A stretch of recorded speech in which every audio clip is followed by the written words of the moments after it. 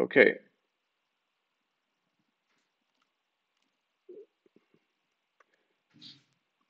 Let's see, are we live yet?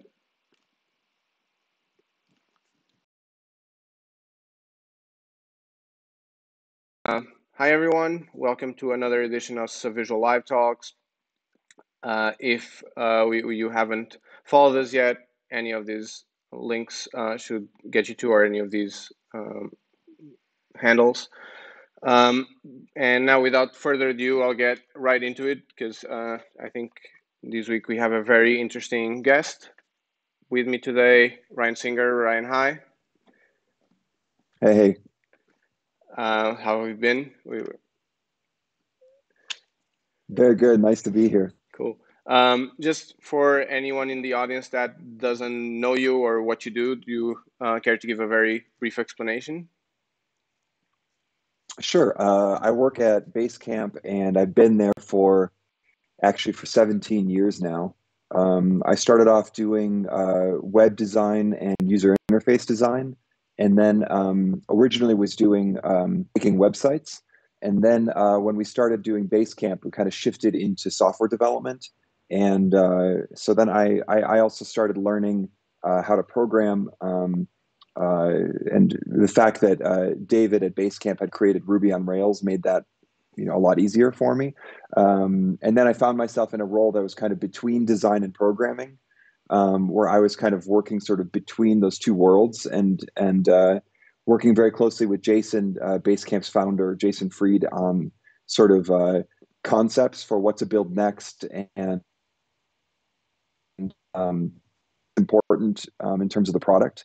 And then kind of found my way today in a strategy role. Mhm. So I'm doing kind of high level design to sort of shape what we're going to do next. And then along the way, over all the years, um, I've also developed a lot of sort of processes and tooling that we use as a company and as teams to actually do product development and to bridge that gap between design and programming. Is usually how did you get into tech? So I'll ask that. How did you get into the tech world? How did you became interested in that? Was it UI first, and then from then on to other things? Yeah, well, I had a when I was in elementary school, there was an Apple IIe computer in the back of the room Hmm. with the green screen and everything. I was just fascinated by it, and I learned, and the school actually let me borrow the computer over the summer, so I learned how to do like simple programming and stuff like that. And then I got into when I was in sixth grade, there was a Mac. We had upgraded, to a Mac, and there was a this app. It was kind of a baby version of FileMaker Pro. It was called Claris Works or something like that, and they had a database tool, and you could basically define some data structure in like a sort of a spreadsheet, and then you could create forms that linked to that data structure. And for me, that was kind of my introduction to UI, and it's also interesting because that's also how Jason Fried got into it too. We had that in common. We both kind of started with database tools, so like Okay. FileMaker and Microsoft Access and stuff like that. Okay. And it was a cool way to start because like you could make something that had an interface, you could click on the back end, wasn't necessarily programming. It was more just the data structure, and and then as we got into the sort of the late 90s, that's when the web was starting to happen. And then I got really interested in the internet and the web and bulletin boards and stuff like that. And then I started learning how to make websites, just by learning HTML. And I started actually kind of before CSS was a thing. And then right in that early phase of the web, everybody was making things that were very kind of visual. Like they would put like a lot of images, and then they would cut the images up into a table, and then Right. like this would be Yep. this little box of images in the middle of the screen. And um, and I got really interested in um, kind of useful things. Like I was always more interested in user interfaces and software than graphic design, even though I also played a lot with graphic design. Um, this usability movement that started to happen in the early 2000s, late 90s, early 2000s. And when I joined Jason at 37 Signals, is what we were called at the time before we were called Basecamp. That was a kind of a common interest of this sort of new wave of very text-based, very usable interfaces. So that's kind of where I started. And I always wanted to be able to wire it together and actually click the button and then make the button do something and not just wait for a programmer, And that's where I was so happy to start to learn programming through collaborating with David and through the work that he did on Rails that really made that much more accessible. And then I ended up actually taking a very deep dive into programming. And I really became very interested in software development and learned a lot there. And so that's sort of my path. Mm-hmm. Yeah, so you joined 37 Signals at the time, not as a programmer, but it's something that you learned on the job. Yeah. Mm-hmm. And and it was really just to tighten the feedback loop, so that I could, if I was able to integrate more of those skills, then I could be more productive and I could see the results of what I was trying to do without having this long lag time of waiting for David to do it, and then it comes back, and then I tell him to make a change, and then it comes back. It was just like much more direct. Were you using it mostly for prototyping, or were you doing stuff in production as well at that time?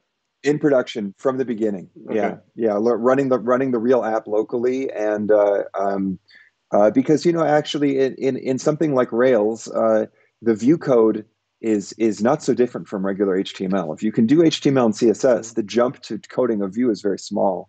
And then you say, okay, but where do these instance variables come from? And it's like, oh, there's something called a controller. Okay, well, where does this get populated? Oh, there's something called a model. And then you slowly find your way going deeper and deeper into the system and learning the different layers. Yeah, that makes sense to me, having gone through that journey myself. A quick question. So you mentioned 37 Signals, obviously the company name before Basecamp. I think the company consider yourselves the same company. But so when you joined, which was pretty early on, I don't know exactly the date, but a long time ago, do you see still similarities to what it is today, or has it changed dramatically? I mean, you can never stay exactly the same when you grow so much, So there's always a difference between the culture of the tiny core group that starts something, the 3 or 5 people in the beginning. That culture is going to be different than the 50 people or the 100 people, but in general, actually, it's basically the same culture, and our values are basically the same. Our opinions are basically the same. I think we've become a little bit gentler over the years. I think we were a bit more aggressive and punk in the early days. But when the core of us get together, the attitude is still totally the same. And it's a big reason why I've stayed so long, is because I think there's a lot of it's like chemistry. It's like playing in a band. That ability to really be direct with each other and have that chemistry of how you work with each other and the way that you view the world and your ability to share opinions and also argue with all that core has stayed the same. We actually wrote a book really early on called Getting Real, that was sort of the basic principles of how we were thinking. And when you look today at Shape Up, I just published last year, and Getting Real, which is all the way back from, I don't know, 2005 or 6 or something like that, the core principles are exactly the same, actually. It's just a question of articulating it more fully and also dealing with more of the challenges that came up from working at a larger scale than just 3 or 5 people. That makes sense. Kind of a question also related to Basecamp's history, or 37 Signals / Basecamp. So at one point, I don't know exactly, because I don't know the timings of like how the company grew, but at one time you decided to kill all the products because you had a few more while still being 37 Signals. You had Campfire, High Rise, and stuff like that, and you decided to kill all of them, or kill air quotes, and move to being Basecamp, and Basecamp being the core product. Was that a tough decision? Do you think that was a product related decision? I don't know if you can share anything about that. Yeah, I can share what it was like to be on the outside of that decision because it wasn't my Hmm. decision to make. That's Jason and David's decision to Yeah. make. They made that decision because we were basically as a company faced with a choice. Um, we had 4 or 5 products, uh, and they all had customers, uh, and we were still very, very small at that time when we became Basecamp. I mean, I don't know the exact numbers, but I would guess. I mean, we're only around 50 people today, and at that time, I would guess that we were maybe half that, something like that. On the order of 20, 30, something like that. And the thing was that either we were going to support all of these products, which meant that we actually needed to significantly grow the company to have all the people. It's just not the number of people that we had to do feature development on all of these products in parallel. And they were starting to lag behind. And especially as the world was changing, we started before the iPhone existed. Hmm. And look at how development has changed. Now, anytime you build something, you need to have 3 different platforms. You have to have web and iPhone and Android. So the amount of surface area that you have to cover is also increased for each app. And also the competition was increasing, sort of the standard of performance that things were being judged by was changing as there were more and more entrants into the market. So we needed to actually invest more time into all of the products in order to take care of them and take care of our customers well. And so there was this question: look, the only way to do it is either hire a bunch more people or get rid of the products. You know what I mean? Hmm. And fortunately, Basecamp, because hiring a lot of people would have changed the culture. It would have changed the processes that we have to use. It would have changed the whole experience of working together in a way that it isn't what we wanted. Hmm. Maybe a different company would have wanted to grow their headcount, but for us and for Jason and David, that's not what they wanted. Um, in a way, it also we were hiring a lot of people, and as the company size doubled again, all those new people who were coming in, they were working on Basecamp, and really the whole kind of culture of the company sort of revolved around Basecamp. So it Hmm. seemed natural to focus in on that. Of course, now it's funny because uh, Jason and David are about to release Hey, the Yeah. new email service that they made, and the question arose like, well, what do we do now? Because there was this sort of feeling that, and they had this new product idea. And but this is a really cool thing about working with guys, is that they care more about the thing that they're trying to do next than kind of some policy that they wrote for themselves in the past. Right. You know what I mean? So even though in a way it kind of doesn't make sense to be Basecamp, have this other product, it would almost be more fitting to be 37 Signals and then have these 2 different Yeah. products, Basecamp and Hey. Like it's kind of like, who cares? Like we're just gonna see what happens now. Yeah. Kind of a tangent question, but I'm interested in knowing your answer to this and your opinion. So you said that Sure. the decision at that time was not to increase the headcount and instead focus Yeah. on one product. So what's your take on product companies? And you see that a lot, even early stage, that in, grow their headcount immensely to the hundreds, uh, sometimes even before profitability or even before product market Yeah. fit or anything like that. So do you think that's just too many people working on a product, or why do you think that happens? We've known this for how many decades now, since the Mythical Man month came out? I mean, when did that come out? The 70s or 80s? I mean, like, we've known that you cannot just add more people to a software problem to get more work done. This is just um, uh, the the thing is that it's understandable if you don't have a productive, efficient way of creating software. Um, then of course you're going to keep hiring people to try and get more done. It's understandable from the outside, but it has a lot of problems. It's very, very costly. You end up with a giant mess of a code base because things aren't coordinated, um, and it's actually very hard to it's very hard to steer to fall into organization when you have so many people, because the thing is, all of those people actually need someone to define what is important and what to do next. And the leadership can't actually create that much work for hundreds of people. You know what I mean? So what Hmm. you end up with is that all these hundreds of people are all just kind of pulling tickets from different places, and just and the product becomes an accretion. It becomes just an accumulation of one thing on top of another, right? Instead of a very focused structure that is very coherent and cohesive and makes sense, you know. And so when we talk about shaping, it means that people aren't just pulling tickets based on what customers asked for or based on some meeting that they had, but that we actually want to direct what is important and what is valuable and what is strategically meaningful and what makes sense with everything else that we've built from the top and down, and do kind of that hard upfront work of shaping what it is that we actually want to do first. And in order to do that, we need smaller teams. And then at the same time, the other sorry, I have a lot of ideas coming up Hmm. in response to this. I hope it all kind of somehow makes sense. The other factor is actually the choice of tech stack makes a huge difference. And um, a lot of people are copying the tech stack that is used at massive companies. React came out of Facebook, and Facebook is massive, right? And then little startups are using a tool that was designed for a completely different scale with totally different problems.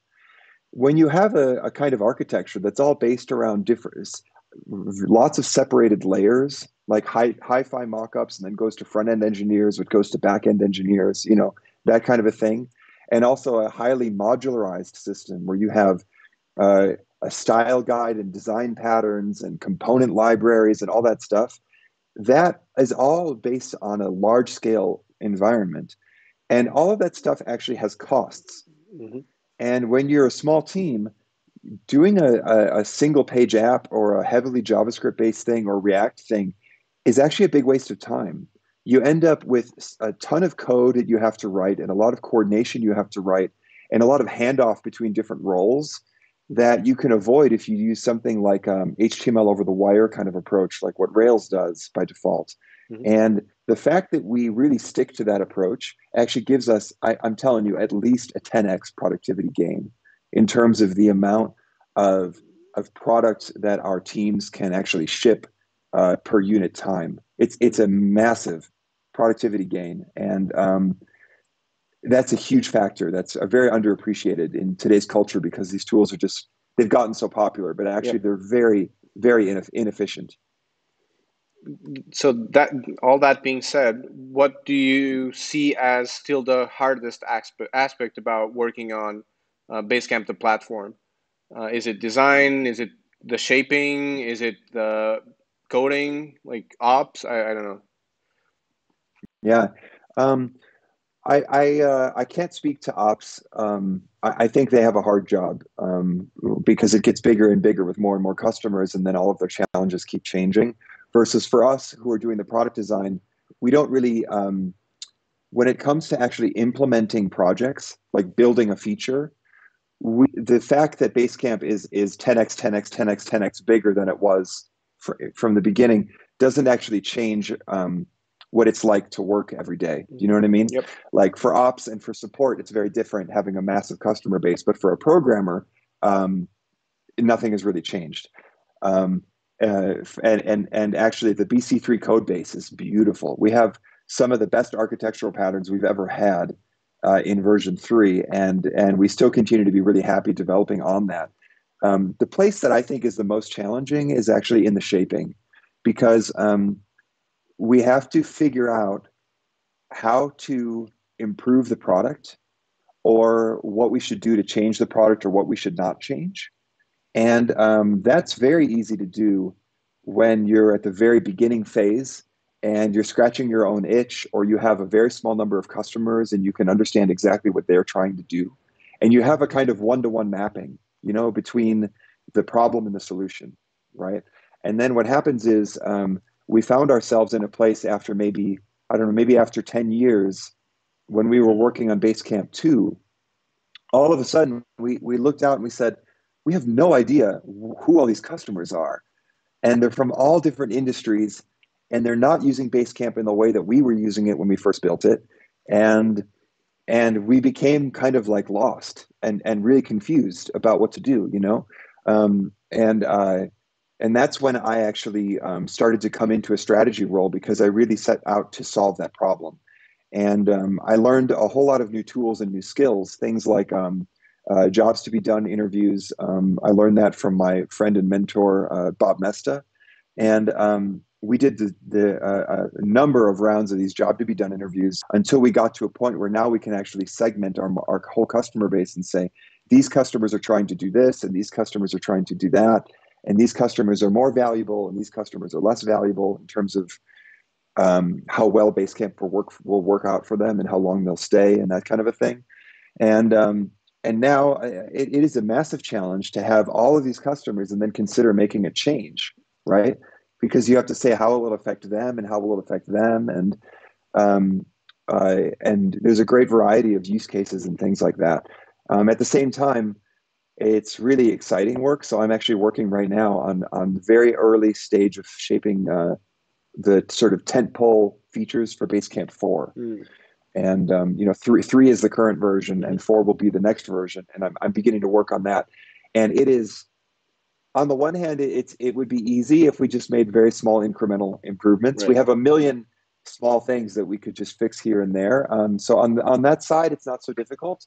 But I have quite a few kind of big changes that I'm going to make, and that's challenging. It's really challenging. So it's been interesting. That's pretty cool that you mentioned that because before we get more into shape up, I have one last question. Something that we briefly Sure. discussed on Twitter, but Mm-hmm. um, so you say that shape up is not about ideation or validation of ideas. So how Right. so you said like you felt those issues and that's why you moved to the strategy role. So like Yeah. how do you handle that? Uh, like how do you validate? Okay, now that you're starting Basecamp 4, maybe you understand the problems and that's a good part. Like that's hard enough, but how do you figure out, okay, Yeah. this is a good solution, this is not a good solution? So actually, what happens is we very often just jump to a solution idea Mm. and then we talk about validation. Mm-hmm. Validation assumes we already have an idea about what to do, Yep. right? So in science, you could say this is like hypothesis testing, right? I want to test the hypothesis, but actually, the hard part isn't the testing. Mm. The hard part is actually even getting to the hypothesis. It's the hypothesis building, right? Yep. So how do I even get to an idea that I think is even worth validating? Yep. You know what I mean? And for both cases, the most important thing that I've learned is a shift in mindset.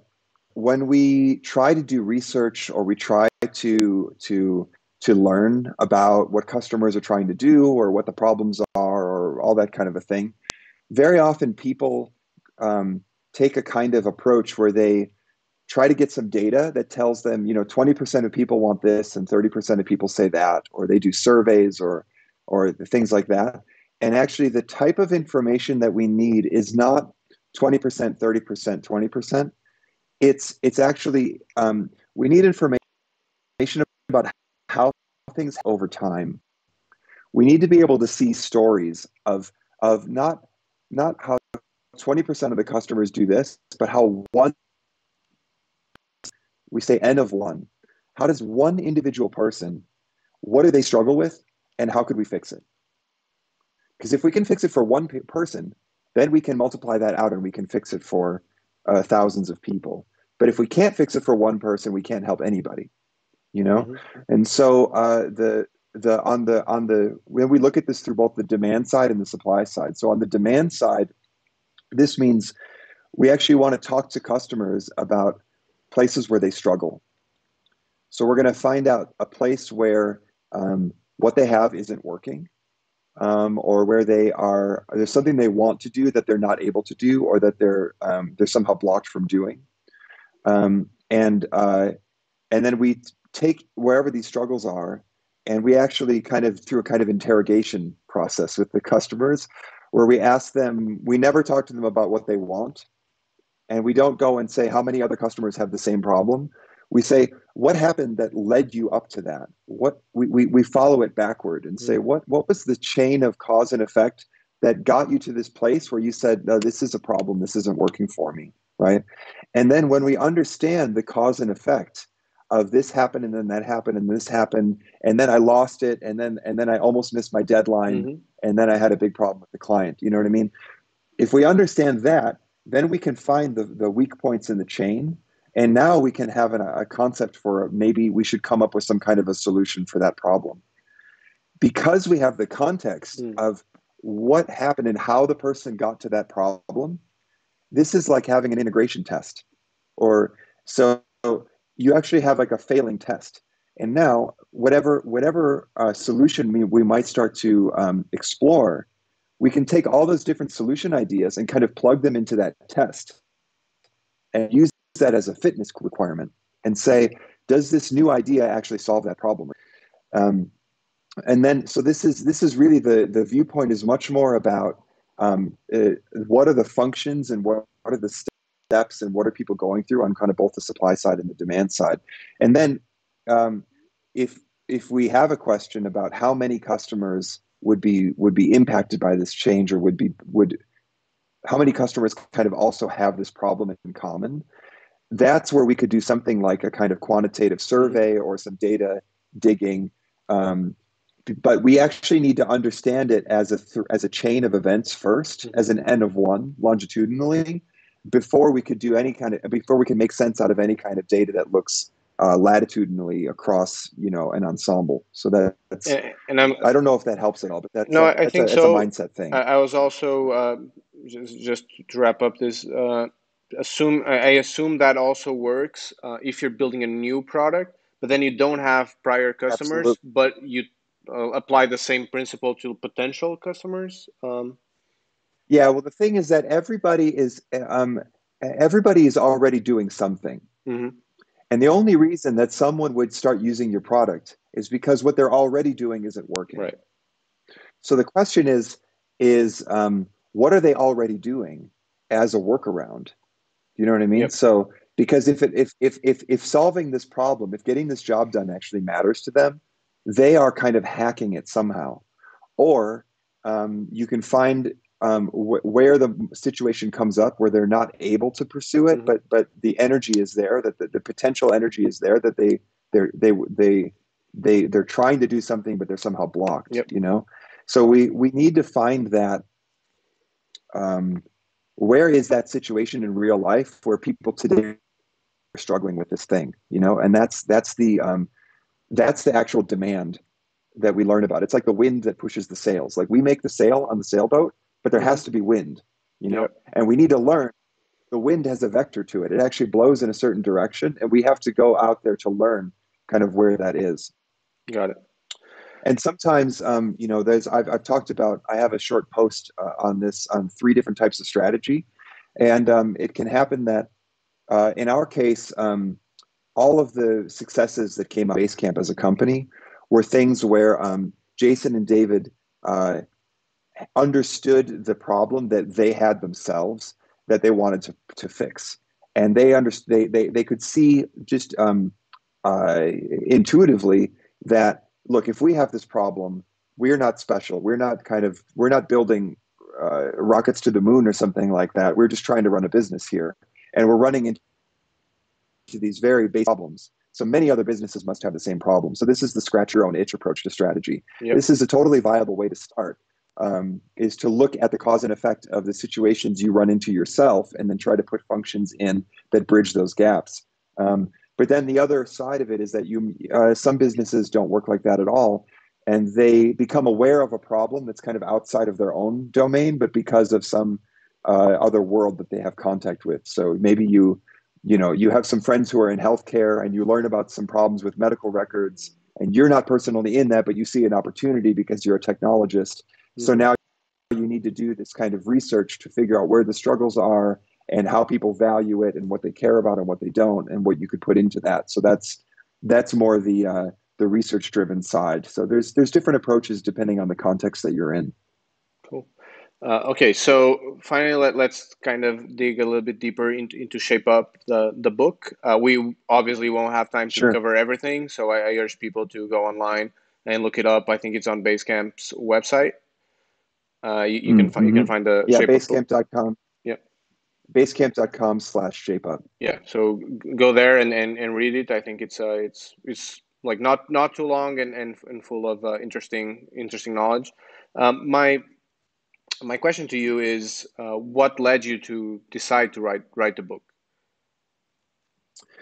I so the short answer is well, there's actually quite a few different things that came together. One thing was the short answer is I came in to have a 6 month kind of performance review with Jason one day, and he said, "I think it's time for you to write a book." And I said, "What?" and he, and of course, the backstory behind that was that I had been working for years to actually somehow articulate the processes that we had been using um, to do software development. And I had been I had been developing some different tools at different key moments over the years to solve our own problems. And it came to a point where all of a sudden um, it seemed like we were getting like I think I was getting better at actually talking about what we were doing, and I was able to kind of show other people like, hey, look, this is how we do that. And I think he could see that, and he said, look, this is the time for you to put all this into a book. The industry kind of needs this. And Jason has a really good he has this kind of ability to sort of feel like when is the right time and what's going on out there in the world, and he could feel that it was a good time for it. So that's how it happened. At the I, same time, I actually tried to start a podcast with my friend Chris Speck, and we were talking to product people about how to do deeper demand side research, like a little bit of what I was just talking about earlier. Um, and what we discovered was that actually so many people in product wanted to think more deeply about what is the right thing to build next, but none of them had any time. It was like they were all so busy with these like 2 week sprints and these grooming sessions and micromanaging everybody, and it was like this like there was no time to really think deeply about what to do next. And I actually discovered that people needed something like ShapeUp to to to to carve out more space in their work life so that they would actually be able to lead more and think deeper and be more strategic about what they're trying to do. Actually, that they needed to change the way that they built software and shipped software before they were able of becoming more strategic. And that's really that was a huge motivation for doing ShapeUp. mm-hmm. So, in terms of like from the problem you're stating, then I'm assuming the next step is for those people to actually apply the principles in Shape Up to their organizations, to the work they're doing. Do you think Shape Up applies to any type of organization, any type of team? No, ShapeUp uh, is specifically for product teams where everyone who's doing the work is together in the same is in the same company.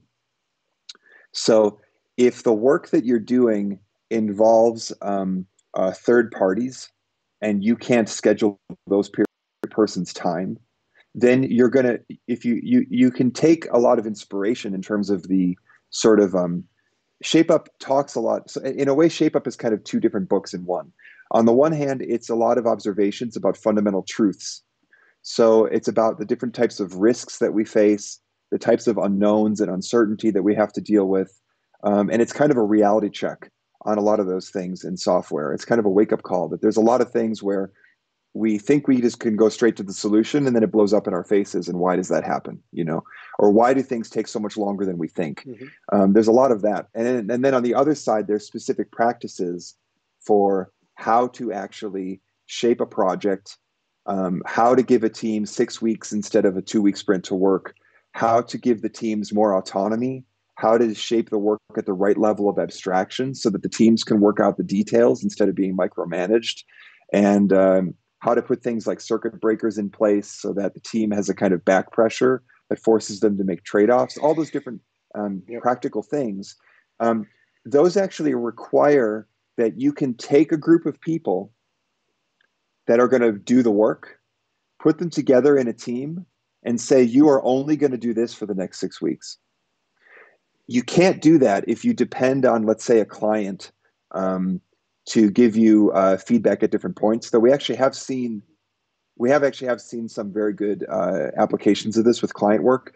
But actually, the case I should say is more if you deal with like a third party vendor, or you have somebody who's providing you with an API or something like that, and you're kind of waiting on them for changes or support on their API, that's not going to work in ShapeUp, because you can't align all those resources inside of that 6 week bet. And it really depends on aligning everybody inside of that one time box.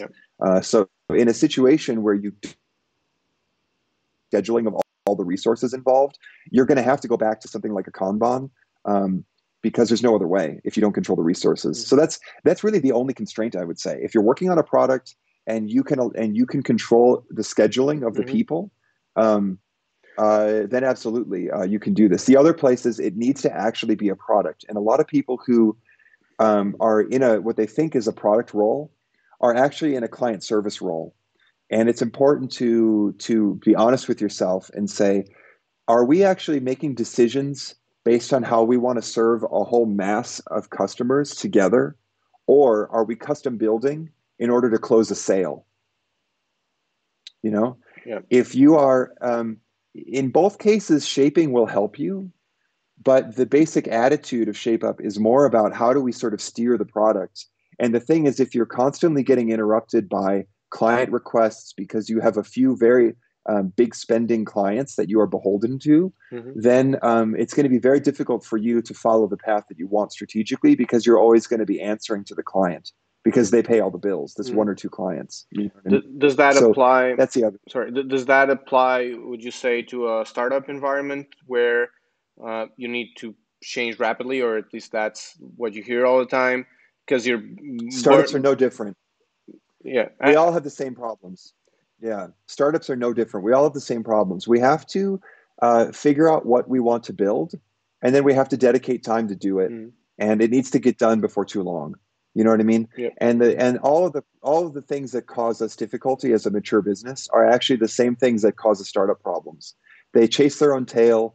They wander around building a lot of things without taking care to actually shape and sequence the work first. They don't have the right techniques to manage scope or to put a circuit breaker in place, and then projects take 3 times longer, 4 times longer than what they expected.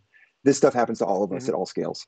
So you think that the 6 weeks is not too long? Because I think probably that's what you hear more often as a critique, is that 6 weeks is too long to then be able to pivot and adjust quickly. So you don't agree with that at all? This is absurd. This is ridiculous. How long is 6 weeks? Not a long period of time. This is absurd. This idea that we need to change every 2 weeks, people don't know what they're doing. Because they have no idea what they're doing, they need to suddenly change because there's a panic all of a sudden that we're doing. But if you actually have a clear vision of this is valuable, this is what we want to build, and at the end of 6 weeks, if we have it, we'll be happy, right? Yep. That comes from having a sense of what you actually want, and that's hard. And so much of it's work.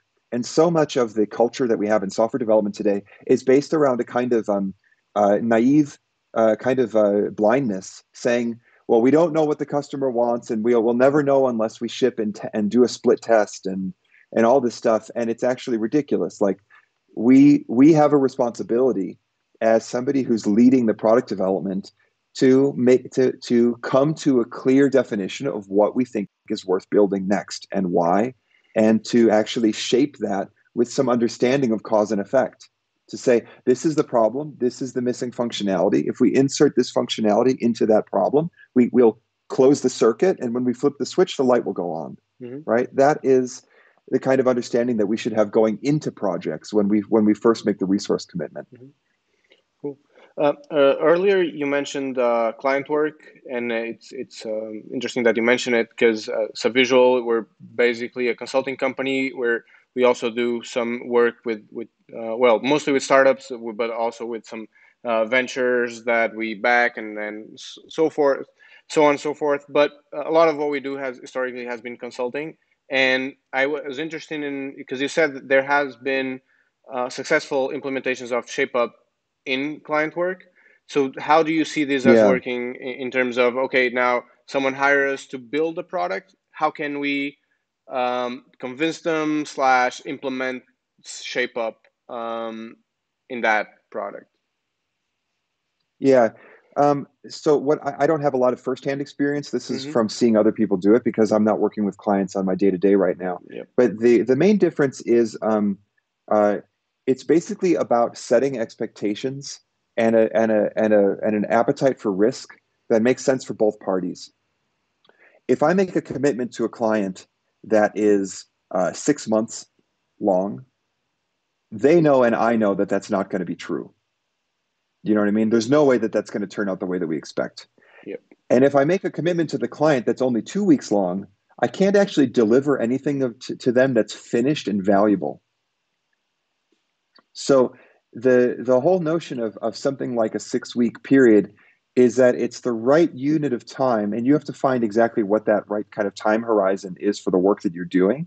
But it's roughly the right unit of time to come up with something that you think is going to be worthwhile, and then together make a bet on that. We say, look, we don't know the result, we don't know the outcome, but we can say that there will, under no circumstances, will we spend more than 6 weeks on this thing.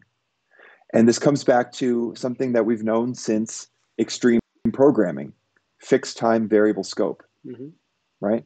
So much of client work is based on fixed scope still.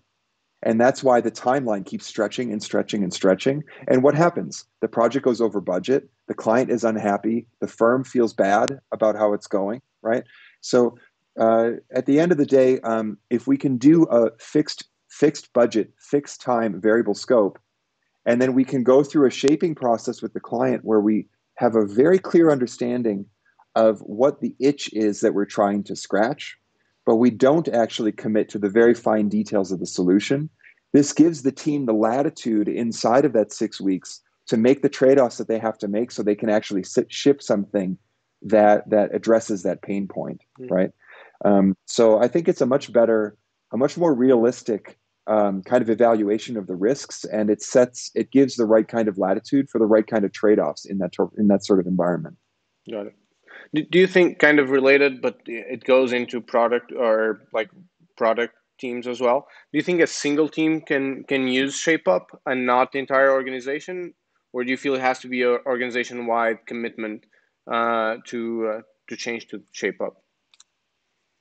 It can be single team if that team controls their own time. Mm-hmm. That's the issue. If you have a single team, but the people that are on your team are going to get pulled away by a salesperson that says you have to stop what you're doing and build this new feature so I can close this deal, right? Or a support person can steal them and say you have to go fix this bug now or something like that, then it's going to be difficult. But if you actually do have your own, if you kind of, own those resources in business jargon, then absolutely you can be successful, because the whole question is just about kind of how we use time. Mm-hmm. And so if we have some resources, and we actually let's say, as the person who's the product leader or the product owner or whatever, if we actually indeed do control those person's time, and they're not going to get stolen from us and interrupted by someone else, then we can shape some work, make a bet, and then dedicate those people for that 6 weeks, and they can get that thing done. Then that'll work. So you mentioned there, like the shaping part where you make bets, both for this single team or across your organization. how do you like decide on what a good betting table is? Like, how do you make sure? Because I'm sure sometimes it's not easy, like keeping it small enough, but also having all the relevant people and not pissing off some other people that also wanted to be involved in that process. I don't know if you have any thoughts there. Yeah, I think that there's a lot of mixed ideas about subject because the thing is that the people who do the work, the programmers and the designers and so on, are so used to being told what to do that the dynamic easily becomes about, well, I want to be involved in the conversation because it dictates what I'm going to be told to do, right? But actually, the problem isn't so much that they're being told to do. The problem is that they're being told what to do at the wrong scale.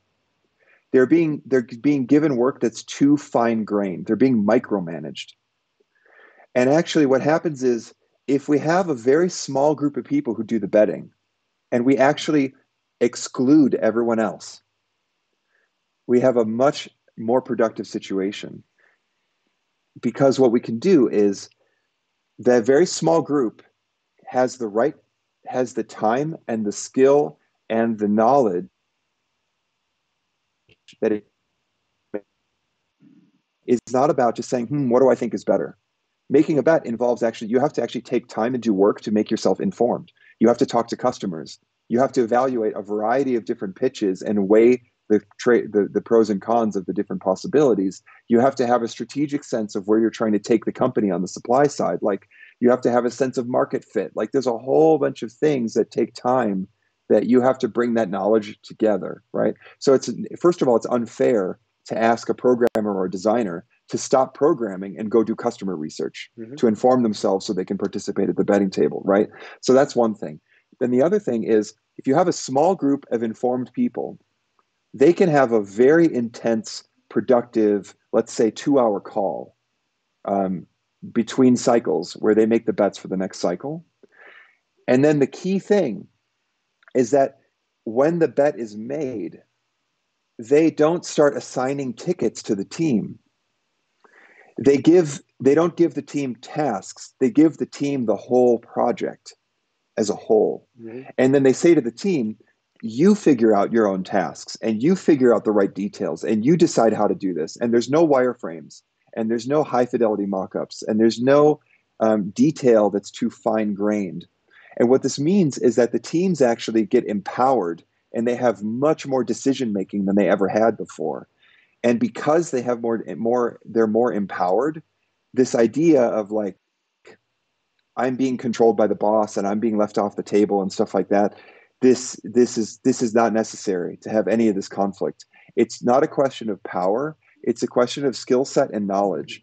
And you give the teams more latitude to apply their creative problem solving for the special skill that they have.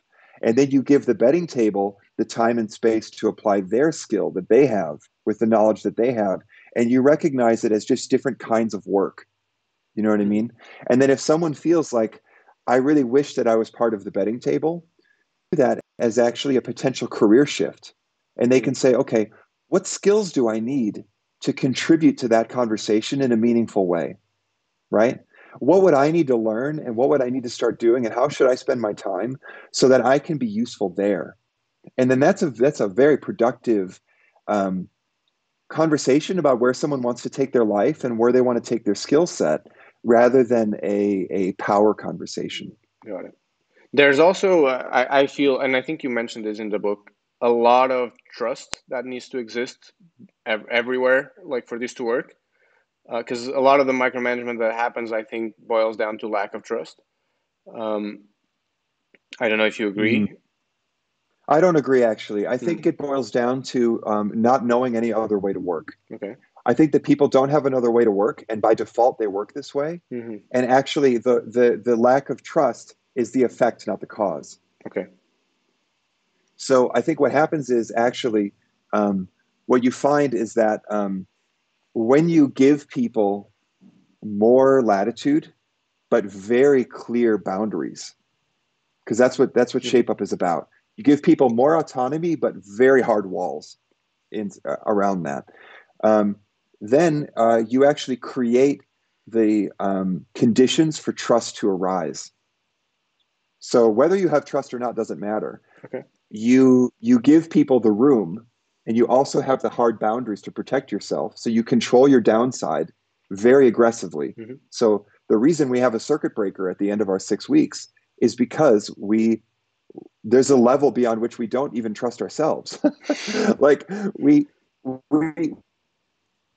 trust ourselves that unless we put this cap on, we might this is just the dynamics of the system. It's just reality that these things are going to run away from us and explode. So we put these circuit breakers in place, and then we give the teams the latitude and say, go do your best, right? And we give them the best support that we can. And it's out of that all of the learning happens. You know what I mean? Mm-hmm. The teams learn how to self-manage inside of that. The betting table learns how to where to push and where to not push. And then because of going through this process together, the effect is that we trust each other. Got it. Um, Another question I have related to Shape Up is there's now I've seen there's meetups starting to happen about Shape Up, Yeah, and stuff like that, which I'm sure is cool in its own way. But do you fear that you might lose the grip of the concept and become something like what Agile became, in what, like, I think it was devirtued from its initial thought? I think that is to be expected, and it's part of the system. Mm. You can't create a methodology and then expect it to last 100 years. Mm-hmm. Just because people's context, first of all, people's context is changing in terms of the metaphors that they think in, and Shape Up is in many ways a reaction to Agile. Mm-hmm. You know, in many ways, Shape Up is taking the things that I learned from Agile that continue to be true and preserves them, but at the same time, Agile comes from a different environment.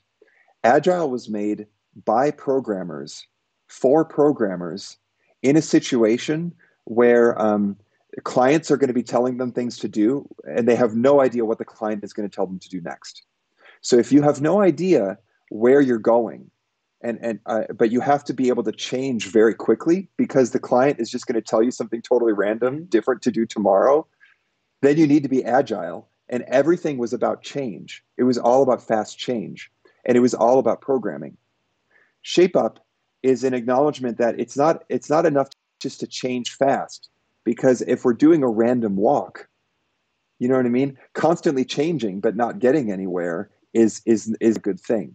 So what we need is actually a way to direct where we want to go and to channel the resources that we have in a strategic direction. And that's what shaping and betting and building are about, right? So in some ways, it's a reaction. And then what's going to happen is certain ideas of Shape Up are going to become widespread. Some of them are going to turn out to be a very good fit for lots of people, and some of them are not going to be a good fit. And then people are going to kind of adapt it to their own needs, and it's going to become something else. And I think that's actually a really healthy, just Mm-hmm. natural process of how the water runs downhill, you know? Yep. And then we'll be in a different place 10 years from now where the things that people have understood and the places where they're struggling are going to be different. And then we'll need a new kind of a course correction mechanism. And whether that is coming from us as like Shape Up 2.0 or 3.0, or if it comes from some other totally different person who has a better view of that context and that circumstance, like let's see what happens. But I'm just happy to try and contribute some understanding that is going to make some light bulbs go off for people and make them say, I think I have a better understanding of what I do now.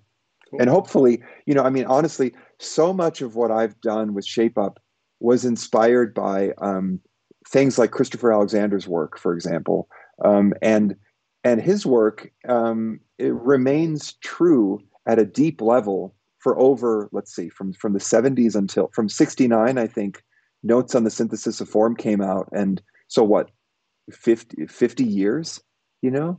Uh, but there's a difference between sort of identifying the deeper truths and then communicating a method that a team can adopt as a process. You know what I mean? And ShapeUp is doing both of those things. So I'm very optimistic that the kind of deeper truths are going to live on in some form, but I expect that the fine process points are probably going to shift and especially modularize quite a bit as people start to adopt it.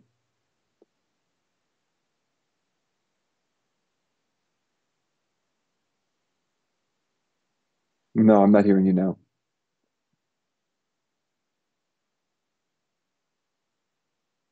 Sure.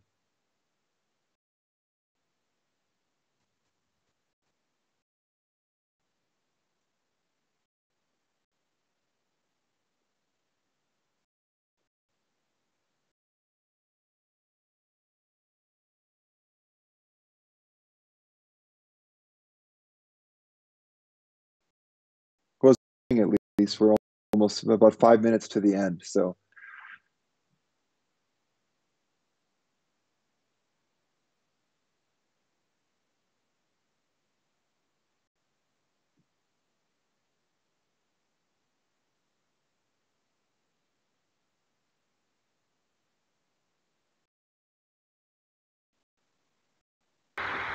Oh, okay, I I think hear I you have again. some sound. Yeah, I can hear you now. Okay, let's turn this back on.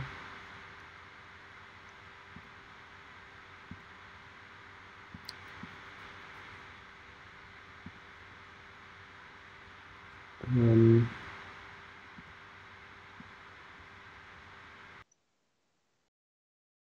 Back on. Can you hear me now? There you go. Okay, good. I can hear you now. Okay, my AirPods Yeah, completely crashed on me. Sorry. Um, that's all right. yeah. So to kind of wrap up, because with this little Hmm. thing we don't have a lot of time, I'm gonna go to a question from the audience here.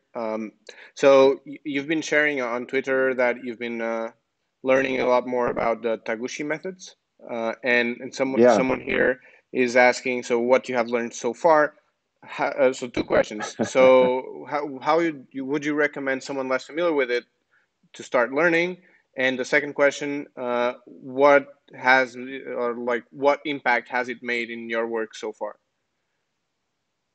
Um, I'm still processing this.